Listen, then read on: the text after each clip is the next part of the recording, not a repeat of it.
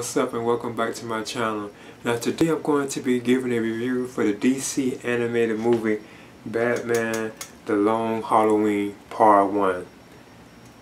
Now as you can see, this is part 1 of this tale because there's going to be a two-part to this tale, and this is based on the graphic novel, you can say, the DC Comics Batman storyline, Batman The Long Halloween, which is one of my all-time favorite Batman graphic novels. This is an awesome story and it is very long. That's why they had to split this into two films. Now the film itself is about the Carmine Falcone, the Falcone crime family, and they're how their dealings in Gotham City and so on, and Batman, all that and so on, all that is kind of there. Falcone has a connection to Bruce Wayne too, but at the same time the main plot of the film is about this killer known as Holiday, and he actually targets members of I think the Falcone family, the criminal underworld, but he does this only on holidays. So that's no reason why his storyline or his character itself is awesome, because here's a killer that actually targets victims or people only on holidays, and of course Batman and Commissioner Gordon and so on have to try to figure out who this particular killer is. Now this is another awesome DC Universe animated film, Batman film. I really did enjoy this a lot.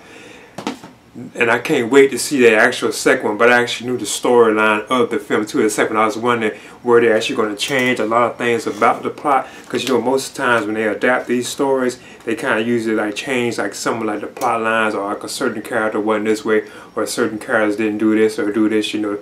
They always usually kind of change it, but it was kind of truthful to how the actual book itself was. A lot of the scenes in the film actually are played out how they played out actually in the actual comic to the graphic novel itself. Now certain things I noticed they couldn't show, probably because it was just too much, they made the film already too long. It's already a two-part film, so they probably couldn't show all the things that they probably could have or played it out the way they wanted to, because it would have been too much. But I thought it was a pretty awesome film, and it was interesting getting to see some of the Batman villains too, as the Joker and so on. Then you have Falcone and other ones that you don't really get to see that much. I like to see the chemistry between Bruce Wayne and Selina Kyle. You can tell their relationship is kind of as usual, they're getting close and all that kind of stuff. This is based on a story from the past too, so it's not current.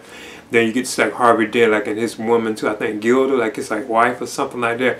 They want to have a baby and so on. I thought that was kind of interesting too, the storyline about them trying to have a baby.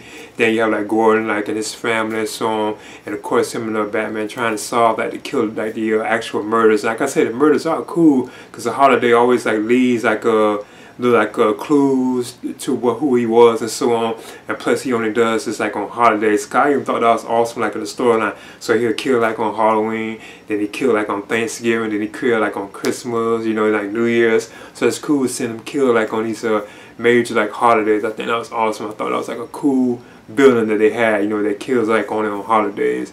And he's only targeting members of gangsters, criminal underworld basically. But the animation was pretty good as always. I want to touch on the actors and actresses in the film. They actually voice these characters, but it'd be so many, so I don't really want to bother that too much. But you do have Josh Duhamel, he voices Harvey Dent. You have Naya Rivera, who voices Catwoman. You also have Jensen Ackles as Batman. Yeah, he voices Batman, Bruce Wayne. And you also have and that's why Naya Rivera, she actually had passed away here recently.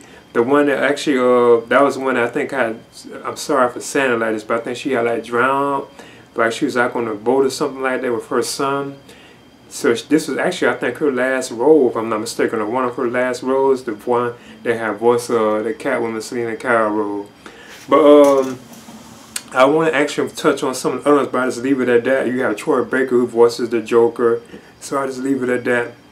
Now the director of this film is Chris Palmer, so we can definitely look forward to part 2. And I actually picked up this particular version because this time it wasn't a collectible figure with this at Best Buy or anything like that I know of. So part 2 of this is actually expected in July, so it's actually expected next month. I was kind of surprised because usually we used to have to wait months for the next chapter when they're doing a two-part thing, but this actually is available next month, the actual second part to this. So I can't wait to actually pick that one up, so I'm definitely looking forward to that. So yeah, Batman The Long Halloween Part 1, I'm giving this a solid B. I really did enjoy it. I would definitely recommend it for fans of the actual graphic novel too. So I would definitely recommend it. I'm giving this a B. Please leave a comment and subscribe too as well.